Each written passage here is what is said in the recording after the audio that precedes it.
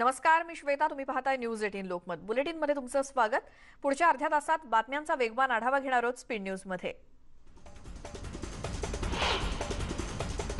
केरळमध्ये आज मान्सूनचं दमदार आगमन झालंय. अंदमान बेटांवर 21 मे रोजी दाखल झाल्यानंतर बंगालच्या उपसागरात याच चक्रीवादळ तयार झालं.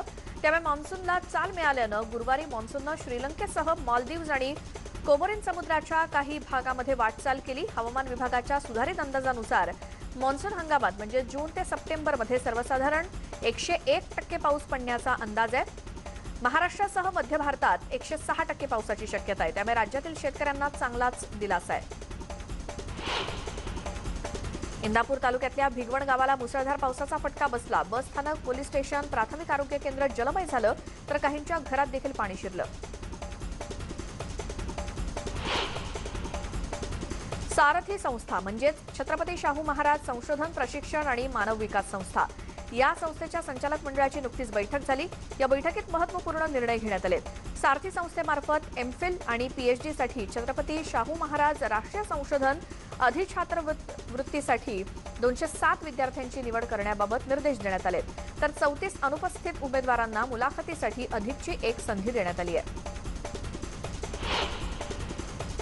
मुख्यमंत्री उद्धव ठाकरे यांच्या उपस्थितीत आज दुपारी राज्य आपत्ती व्यवस्थापन प्राधिकरणाच्या वरिष्ठ अधिकाऱ्यांसोबत महत्त्वाची बैठक होणार आहे. याच बैठकीत कोविड-19 संसर्गाच्या दुसऱ्या लाटेचा प्रभाव सुरू असताना 12वीच्या विद्यार्थ्यांची यंदा परीक्षा घ्यायची की नाही याचा निर्णय मुख्यमंत्री जाहीर करणार आहेत. कालच राज्य मंत्रिमंडळ बैठकीत सर्व मंत्र्यांनी एकमतानं विद्यार्थ्यांच्या आरोग्य सुरक्षेसाठी 12वीची परीक्षा यंदा घेतली जाऊ नये अशी मागणी एकमताने केली आहे. त्यामुळे आता यंदा 12वीच्या परीक्षा होणार नाहीत हे आता जवळपास नक्की झालंय. मात्र आज मुख्यमंत्री याच निर्णयाची अधिकृत घोषणा करतील. गेल्या 24 तासात म्हणजेच बुधवारी देशात 1,33,953 लोकांचा कोरोना रिपोर्ट पॉझिटिव्ह आलाय. हा आकडा मंगळवारच्या आकडेवारीपेक्षा 800 जास्त आहे. तर दुसरीकडे कोरोनामुळे मृत्यू होणाऱ्यांच्या संख्येत देखील काही घट होताना दिसत नाही. देशात बुधवारी 2,897 लोक कोरोनामुळे मरण पावलेत आणि दिलासा देणारी बातमी हीच आहे की देशात गेल्या 24 तासात 2,11,750 लोक कोरोनाचे उपचार घेत बरे झालेत. राज्यात कोरोना रुग्णांची संख्या कमी होत असली तरी म्युकरमायकोसिसचा धोका वाढतोय. राज्यातल्या अनेक भागात म्युकरमायकोसिसचे रुग्ण वाढत आहेत. रुग्ण वाढत असताना त्यावर लागणाऱ्या औषधांचा तुटवडा भासतोय. त्यामुळे प्रशासनाची चिंता वाढली आहे. मुंबई, पुणे आणि नागपूर सारख्या शहरात म्युकरमायकोसिसचे अनेक रुग्ण आढळलेत. मुंबईत 333 इतके रुग्ण आहेत. नागपुरात सुद्धा म्युकरमायकोसिसचा विळखा आणखी घट्ट होत चाललाय. गेल्या 24 तासात 16 नवीन रुग्णांची नोंद झाली आहे तर 3 जणांचा मृत्यू झाला. आतापर्यंत 1,157 जणांना म्युकरमायकोसिसची लागण झाली आहे. रिलायन्सनं आपल्या कर्मचाऱ्यांच्या कुटुंबियांसाठी मदतीचा हात पुढे केलाय. कर्मचाऱ्यांचा कोविडमुळे मृत्यू झाला तर त्याच्या कुटुंबियांना पुढची 5 वर्ष त्या कर्मचाऱ्याच्या शेवटच्या पगारा इतकी रक्कम मिळत राहील. तसंच त्या कर्मचाऱ्यांच्या मुलांचा शिक्षणाचा खर्च रिलायन्स उचलणार आहे. इतकंच नव्हे तर कुटुंबियांचा म्हणजे जोडीदार आणि मुलं तसंच पालकांच्या हॉस्पिटलायझेशन पॉलिसीचा प्रीमियम देखील रिलायन्सच्या वतीनं भरला जाईल. मुलांचं पदवीपर्यंतचं शिक्षण होईपर्यंत हा लाभ मिळेल असं रिलायन्सच्या वतीनं मुकेश आणि नीता अंबानी यांनी जाहीर केलंय. प्रत्येक घर, प्रत्येक गाव, प्रत्येक शहर कोरोनामुक्त झालं तर राज्य कोरोनामुक्त होईल असा संदेश मुख्यमंत्री उद्धव ठाकरेंनी दिला. मुख्यमंत्र्यांनी नुकताच जनतेशी संवाद साधलेला होता. त्यावेळी गावाच्या वेशीवरच कोरोनाला रोखलेल्या गावांचा त्यांनी गौरव केला होता. या उपक्रमात आता अधिक चालना देण्यासाठी स्पर्धेचं आयोजन केलं गेलंय. ग्रामविकास मंत्री हसन मुश्रीफ यांनी तशी माहिती दिली. ग्रामीण भागातील कोरोनामुक्तीच्या कामाला प्रोत्साहन मिळावं यासाठी ही स्पर्धा आयोजित करण्यात आली आहे. मुंबईत कोरोनानं 578 बालकांच्या एक किंवा दोन्ही पालकांचा मृत्यू झाल्याची बाब महिला आणि बालविकास विभागाच्या पाहणीतून आतापर्यंत समोर आली आहे. मुंबई शहर आणि उपनगर जिल्ह्याच्या महिला आणि बालविकास विभागानं या बालकांच्या मदतीसाठी कृती दल स्थापन केलं असून या कृती दलाकडून बालकांची माहिती गोळा करण्यात येते. मुंबई उपनगरात कोरोनानं मृत्यू झालेल्या 3,118 कुटुंबियांचं सर्वेक्षण करण्याचं काम सुरू आहे. कोरोनामुळे पालकांचा मृत्यू होऊन अनाथ झालेल्या बालकांचा जिल्हा बाल संरक्षण समितीनं शोध घेणं सुरू केलंय. यामध्ये बुलढाणा जिल्ह्यात 34 मुलांचं पालकत्व हरवल्याचं निदर्शनास आलंय. त्यापैकी 17 मुलं आणि 17 मुली असून 4 मुला-मुलींचे आई वडील या दोघांचा मृत्यू झालाय तर 4 मुलं पूर्णतः पोरकी झाली आहेत आणि 30 मुला-मुलींच्या एका पालकाचा मृत्यू झालाय. लसीकरणाचा तिसरा टप्पा केंद्र सरकारनं जाहीर करून देखील अद्याप आधीच्याच टप्प्यांना पूर्णपणे लसीकृत करण्यात आलेलं नसल्याचं स्पष्ट झालंय। तसंच या नागरिकांना लस देण्यासाठी लसींचे डोसच अपुरे पडत असल्याचं देखील देशातील अनेक राज्यांमध्ये निर्माण झालेल्या परिस्थितीवरून स्पष्ट होतंय। या पार्श्वभूमीवर केंद्र सरकारनं कोविशिल्ड आणि कोवॅक्सिन या भारतात उत्पादित होणाऱ्या लसींसोबतच रशियाचा स्पुटनिक या लसीला देखील भारतात वापरण्याची परवानगी दिली। मात्र तरी देखील लसीचे डोसेस अपुरे पडत असल्याच्या तक्रारी काही राज्यांनी केल्यानंतर आता हे प्रकरण सर्वोच्च न्यायालयापर्यंत गेलं असून आता न्यायालयानंच सरकारला लसीकरणाचा संपूर्ण लेखाजोखा सादर तयार करण्याचे आदेश दिले।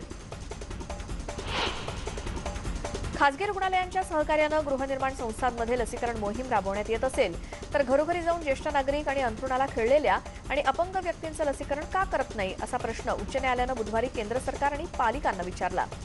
त्यावर घरोघरी लसीकरणाबाबतचा निर्णय घेण्यासाठी मंगळवारपर्यंतची मुदत देण्याची विनंती केंद्र सरकारतर्फे न्यायालयाला करण्यात आली आहे। राज्यात कोरोनाच्या संभाव्य तिसऱ्या लाटेचा सामना करण्यासाठी आरोग्य विभागानं तयारी सुरू केली असून प्राणवायू खाटांसह एकूण 30% खाटा वाढवण्याचा निर्णय घेतलाय। लहान मुलांसाठी 10% खाटा राखीव ठेवताना 300 बालरोग तज्ज्ञांची नियुक्ती केली जाणार आहे आणि 300 बालरोग तज्ज्ञांच्या नियुक्तीबरोबरच colour Doppler, 2D echo, pulse oximeter, रक्तदाब मोजणारी यंत्र ही लहान मुलांसाठी विकत घेतली जाणार आहेत। देशात कोरोनाची तिसरी लाट येण्याचे संकेत तज्ज्ञांनी दिलेत। त्या पार्श्वभूमीवर सरकारनं आरोग्य सेतू नंतर विनामूल्य एक्सरे सेतू ॲप लॉन्च केलं। याद्वारे व्हॉट्सॲपवर चेस्ट एक्सरे पाठवल्यानंतर कोरोना आहे की नाही हे काही मिनिटात कळणार आहे। त्यामुळे देशवासियांना मोठा दिलासा मिळतोय। रुग्णांची होणारी धावपळ देखील थांबणार आहे। ही सुविधा ग्रामीण भागात राहणाऱ्या लोकांसाठी वरदान ठरू शकते। सध्या यासाठी कोणतीही फी आकारली जात नाहीये। कोरोना महामारीमुळे मे महिन्यात सुमारे 1.5 कोटी भारतीयांना आपली नोकरी गमवावी लागली आहे। मागील 1 वर्षापासून देशात आर्थिक सुधारणांवरती विराम लागलाय। सध्या बेरोजगारीच्या आकडेवारीत यापुढे कोणतीही सुधारणा दिसण्याची शक्यता दिसत नाहीये। जुलै 2020 पासून ग्राहकांची खरेदीची क्षमता कमी झाली आणि अर्थव्यवस्थेत सुधारणा होण्याची कोणतीही लक्षणं दिसत नाहीत। सेंटर फॉर मॉनिटरिंग इंडियन इकॉनॉमीच्या अहवालामध्ये ही बाब नमूद करण्यात आली आहे। 2020 मध्ये लॉकडाऊनच्या काळात रेल्वे रुळांवर झालेल्या अपघातात 8733 लोकांचा मृत्यू झालाय तर 805 जण जखमी झालेत। रेल्वे बोर्डानं ही माहिती दिली आहे। या मृतांमध्ये बहुतांश प्रवासी मजुरांचा समावेश होता असं अधिकाऱ्यांनी सांगितलं। रेल्वे मार्गाऐवजी रेल्वे रुळांच्या मार्गानं परतलं तर लवकर घरी पोहोचू या भावनेतून अनेक प्रवासी मजूर हे रुळांवरून निघाले होते। शिवाय कोरोनामुळे रस्ते मार्गावर जागोजागी पोलिसांना तोंड देण्यापेक्षा त्यांना टाळून जाता यावं हा सुद्धा या मजुरांचा उद्देश होता। कोरोनाला रोखण्यासाठी वर्धा जिल्ह्यात नाविन्यपूर्ण उपक्रम राबवण्यात आले। लसीकरण पूर्ण करणाऱ्या तालुक्यातील पहिल्या 3 ग्रामपंचायतींना पुरस्कार देण्यात येणार आहेत। पुणे जिल्ह्यातील जुन्नर तालुक्यातील धनगरवाडी या ग्रामपंचायतीनं कोरोना रुग्णसंख्या 0 करण्यात यश मिळवलंय। गावचे सरपंच महेश शेळके आणि त्यांच्या पत्नी प्रियांका शेळके एकाच घरातील दोघे ग्रामपंचायत सदस्य असल्यानं ते जोडीनं काम करतायत। रत्नागिरी जिल्ह्यात पुढील 7 दिवसांसाठी पूर्ण लॉकडाऊन। रत्नागिरी जिल्ह्याचा प्रवेशद्वार असलेल्या खेडमधील कशेडी घाटामध्ये नाकाबंदी कडक करून अंमलबजावणीला सुरुवात झाली आहे। वाहनांच्या लांबच लांब रांगा सध्या कशेडी घाटात लागल्या आहेत। ई पास शिवाय जिल्ह्यात कुणालाही प्रवेश करण्यास बंदी असताना अनेक लोक मुंबई पुण्याहून विनापरवाना जिल्ह्यात येत आहेत आणि कशेडी घाटात त्या सर्वांना अडवून परत पाठवलं जात असून संबंधित वाहन चालकांवर दंडात्मक कारवाई केली जाते। अत्यावश्यक कारण असेल तरच जिल्ह्यामध्ये प्रवेश दिला जातोय। धुळे शहरात कोरोना काळात कोरोना रुग्ण तसंच त्यांच्या नातेवाईकांकडून जास्तीचं बिल आकारणाऱ्या खासगी रुग्णालयांना महापालिका प्रशासनानं चाप लावलाय। कोरोना रुग्णांवर उपचारादरम्यान अवास्तव पैसे आकारल्याच्या 50 तक्रारी धुळे महानगरपालिकेच्या टास्क फोर्सकडे दाखल झाल्या होत्या। दरम्यान या तक्रारींची गंभीर दखल घेत महापालिकेचे सहाय्यक आयुक्त विनायक कोते आणि त्यांच्या भरारी पथकानं ऑन द स्पॉट पंचनामा करून जागेवरच रुग्णांना एकूण सुमारे 33 लाख रुपयांचा परतावा मिळवून दिला। बुलडाणा जिल्ह्याकरता शासनाकडून 17 नवीन वातानुकूलित रुग्णवाहिका मिळाल्या आहेत। या 17 रुग्णवाहिका बुलडाण्यात दाखल झाल्या। या रुग्णवाहिका कोरोना रुग्णांसाठी वापरल्या जाणार आहेत। एका रुग्णवाहिकेची अंदाजे किंमत 15,70,000 रुपये।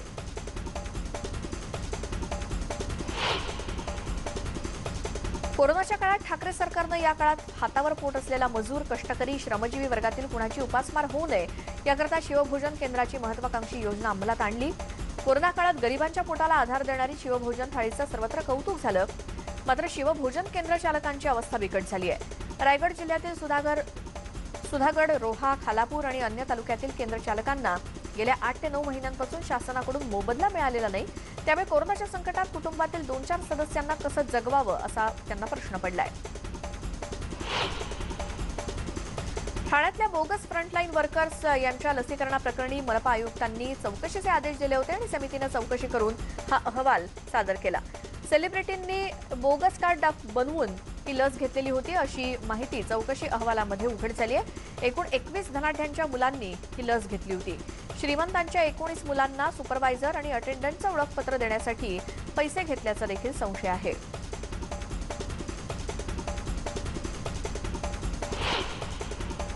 मुंबईच्या महापौर किशोरी पेडणेकर सध्या वादात अडकल्यात. ट्विटरवरती प्रश्न विचारणाऱ्या एका नेटकऱ्याचा बाप काढणं किशोरी पेडणेकर यांना चांगलंच महागात पडलंय.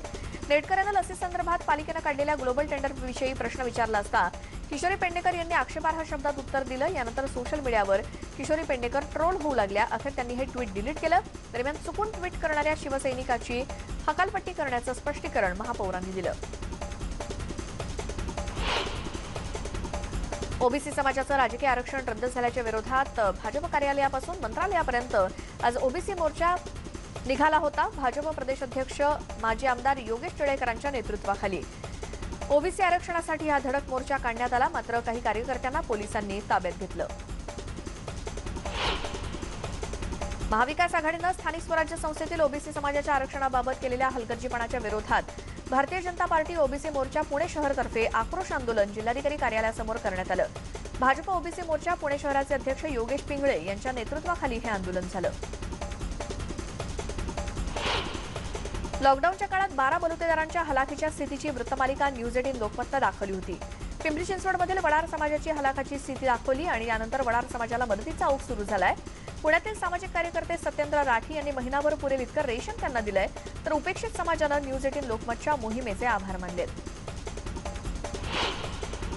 नाशिकमध्ये स्मार्ट बस सेवा सुरू करण्याच्या हालचालींना पुन्हा वेग आलाय. कोरोनाची लाट ओसरताच पहिल्या टप्प्यात 146 बसेस धावणार आहेत. तर भाडे दरावर सुद्धा शिक्कामोर्तब करण्यात आलंय.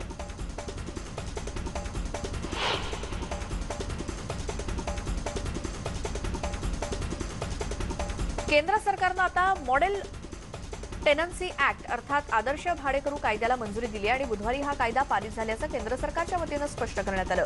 या आदर्श कायद्याची अंमलबजावणी करावी असं देखील केंद्र सरकारच्या वतीनं सर्व राज्यांना आणि केंद्रशासित प्रदेशांना सांगण्यात आलंय. रिकामी पडलेली घरं ही लोकांना भाडेतत्वावर उपलब्ध व्हावीत यासाठी केंद्र सरकारनं या कायद्याला मंजुरी दिली आहे. जून आणि जुलै महिन्यासाठी पतधोरण निश्चित करण्यासाठी रिझर्व्ह बँकेच्या पतधोरण समितीच्या बैठकीला बुधवारी सुरुवात करण्यात आली आहे. रिझर्व्ह बँकेचे गव्हर्नर शक्तिकांत दास यांच्या अध्यक्षतेखाली चालणाऱ्या या 3 दिवसांच्या बैठकीत द्वैमासिक पतधोरणाची घोषणा शुक्रवारी होईल आणि मध्यवर्ती बँक यंदाही प्रमुख व्याजदर स्थिर ठेवेल अशी शक्यता आहे. रिलायन्स जिओ या महिन्याच्या शेवटी एक स्वस्त Jio phone 5G smartphone launch करण्याची शक्यता आहे. रिलायन्स इंडस्ट्रीज या महिन्याच्या अखेरीस 24 जूनला दुपारी 2 वाजता 44व्या एजीएमचं आयोजन करणार आहे आणि या वार्षिक सभेत Jio Google 5G smartphone, Jio laptop, Jio 5G rollout timeline आणि 5G संबंधित सेवांची घोषणा केली जाण्याची शक्यता आहे. नेहमीप्रमाणे रिलायन्स इंडस्ट्रीजचे चेअरमन मुकेश अंबानी एजीएम 2021 मध्ये होल्डर्स आणि इतरांना संबोधित करतील. ऑनलाईन इव्हेंट्स रिलायन्सच्या युट्यूब चॅनल आणि इतर सोशल मीडिया प्लॅटफॉर्मवरती स्ट्रीम केले जाण्याची शक्यता आहे. आणि या स्पीड न्यूज पाहिल्यानंतर वेळ झाली या बुलेटिनमध्ये इथेच थांबण्याची. नमस्कार.